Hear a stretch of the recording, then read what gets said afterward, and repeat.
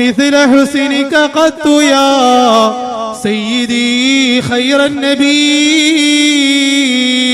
മറന്നുപോയില്ലേ ഉപ്പമാരെ, മറന്നുപോയില്ലേ ഉമ്മമാരെ, ഇന്ന് മൗലൂദ് ശിർക്കാണെന്ന് വാദിക്കുന്ന അന്തമില്ലാത്തവരെ, ആ ഹബീബിനെ സ്നേഹിക്കാൻ കഴിയാതെ നിങ്ങൾ എന്ത് ധൈര്യത്തിലാണ് നാളെ മഹ്ശറയിലേക്ക് കടന്നു ചെല്ലുന്നത്? അൻത ഉമ്മു നബിയേ, അങ്ങ് ഉമ്മയാണ് നബിയേ, അങ്ങ് വാപ്പയാണ് യാ റസൂലല്ലാഹ്.